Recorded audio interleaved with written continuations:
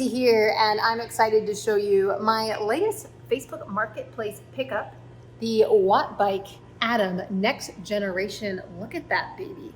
Yeah, you don't got to worry about me cheating on you, but going on Facebook Marketplace and spending thousands of dollars on bike equipment I don't need, that's what you got to worry about. So this is an awesome smart bike, and I really wanted to share with you this bike today because it's a really fun way to elevate your bike training. And it is one of the better options when it comes to smart trainers and smart bikes. And it does come at a little bit of a lower price tag for several reasons. But today I really wanted to go over what I like about it and what I dislike about it. Stay to the end to find out if I would purchase this again. This is the Atom Wattbike. It is a smart trainer, so it allows you to import workouts and do bike workouts and track your progress at home. Tracking your progress is really important to getting better at any sort of physical fitness. So if you are invested in your cycling training, definitely having a smart trainer or a bike that you can track your progress with is really important. And if you're a cyclist who is used to cycling outside, I do like the bike trainers that are more like bikes and have that more bike feel. This is pretty good. Like, there's a few things we're going to talk about that don't feel like a real bike. So basically a smart trainer or a smart bike is going to adjust the resistance based on your workout or on the gear. If you use Zwift, like a virtual training program, or you can directly import your workouts from Training Peak into Wattbike's app, which is really cool. So based on either the wattage you want to hit, you can ride the bike in erg mode. It will automatically adjust the resistance, or you can manually adjust the gears with little shifters on the bike, which is cool. It is really important if you are, invested in your cycling to have something that you can track your progress. And one thing I like about this, compared to a different kind of just like average gym bike or the Peloton, is this has a real road bike feel, which is really important for me personally. Pricing wise, I want to go over first because that's one of the most important things I think when people are purchasing something like this. It's not your main bike. It doesn't have to be perfect. You're going to use it to get workouts done in the winter or to get short speed workouts in. This is one of the lower end of these bikes. So this one comes in around $2,500 new, which is still like a pretty high price tag, but these smart bikes go all the way up to $4,500. I think the Wahoo, which looks really nice, like a lot more adjustable, real bike feel, but that one's coming in at $4,000, which is almost twice as much. It is fairly adjustable. So if you take a look, we can adjust the seat up and down. You can take the seat off and like put your own seat on if you like. The handlebars go forward and back and up and down as well. And you also have these aero bars, which you're not moving, so you don't need to be aero, but if you wanted to practice for your triathlon or your time trial bike, or just give your body another position and a place to rest on, which can be nice. This bike is designed for home, so it does not have its own screen. You're gonna place your iPhone or iPod in this space here on the aero bars, and it is adjustable. The only thing I don't like about it is I wish that there was a USB connector in the bike so you could power your phone as well. That would be a really cool design that they could have added into the bike. Another thing is that the cranks are not adjustable, so you're just going to use the cranks that are on there. It has a really small footprint. It does not take up a lot of space, and it does not look that bad. So one thing about these, kind of things is if you're going to have it in your house, you want it to not take up that much space. And I think that they did a really good job making a fairly sleek and slim design. And then they put these little wheels on the front, so it's pretty easy to move, even though the bike itself is pretty heavy. Though all of these are heavy. Like, I used to have the Wahoo Kicker, the bike trainer, and that you just put your own bike on, and that was so heavy. I feel like this bike is the same weight as that bike trainer, and it's just that electromagnet. That's gonna be heavy. You can't get around that. The bike does need to be powered in. Again, you can't get around that because the electromagnet to adjust your resistance uses power. This one has everything on the bottom, which I couldn't find at first, where the older versions had it right on top. I think that sweat was getting into the circuit board a little bit too easily, which is the reason why the design is on the bottom. Does it work? And does it work how I want it to work? When I want it to work?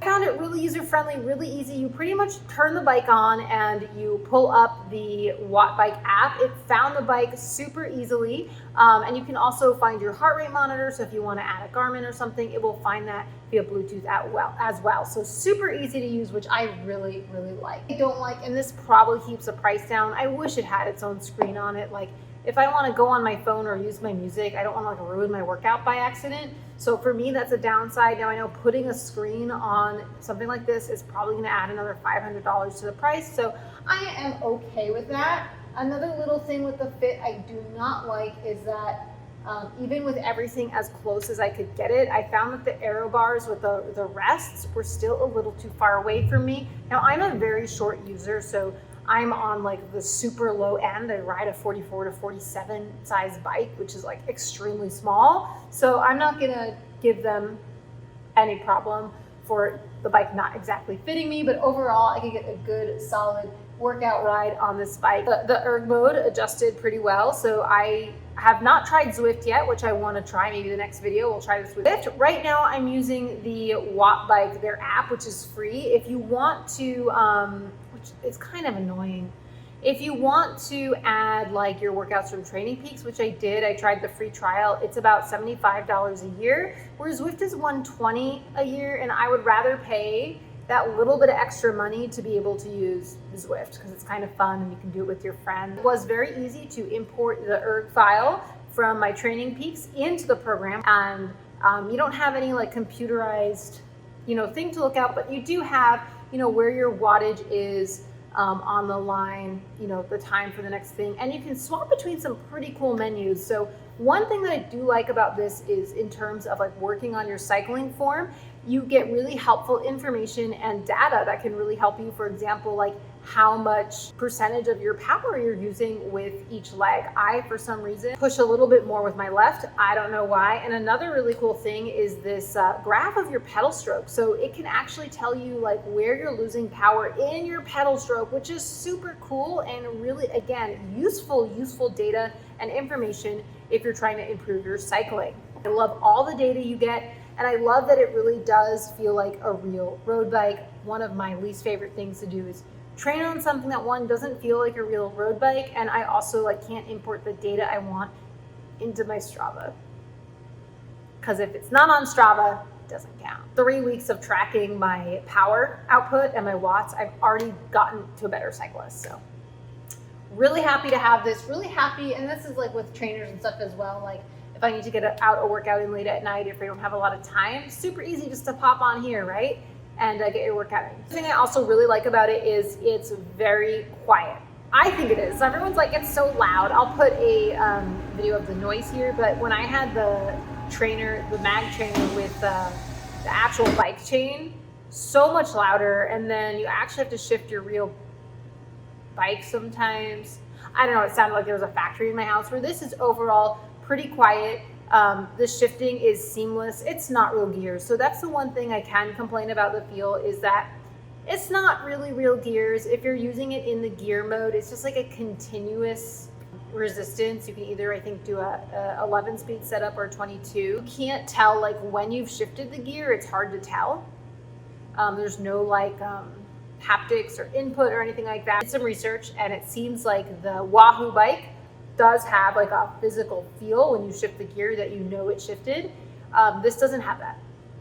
That said, I've mostly been using this on erg mode, so depending on my cadence and what watts I'm supposed to hit, I just have the bike select it for me, because I'm mostly doing workouts on this. It's the biggest complaint I've heard about this. I find the time switching to be that much, like it was pretty accurate, and it could adjust to my cadence pretty well. I do think the Wahoo adjusted a little faster, I want to say, but again, Wahoo stuff is a little bit, I feel like, higher price point, so it's hard to compare the two. I mean, I've only had the bike for a week, so I'm sure other things will pop up, but this is going to be my first week review. I really like it. I'm so happy I have it. I've been enjoying it so much, and it's nice to have it here. And of truth, would I buy this? I would buy it for the price I got it. I spent $1,300 on it. I got it off of Facebook Marketplace.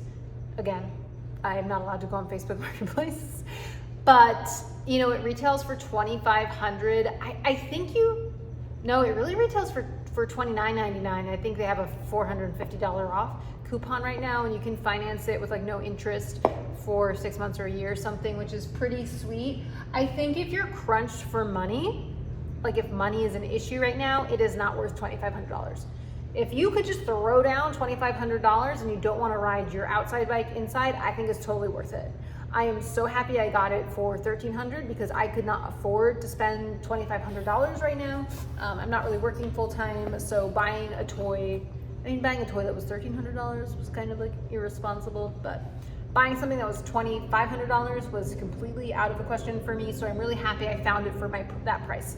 I know that's like not the right answer you're looking for, but really fun piece of equipment, really fun way to get a cycling workout in, and I'm really, really happy that I have it. Leave any questions or comments below. If you've had one for longer than a week like me, let me know what you think about it. And then if you have any of the other ones like the TAC-X, I don't know how to pronounce it, or the Wahoo, do you like those? They look really cool. Like I wish I could get my hands on all of them, but that's not in the cards right now. Anyway, thank you for stopping by and have a wonderful week. I will see you soon.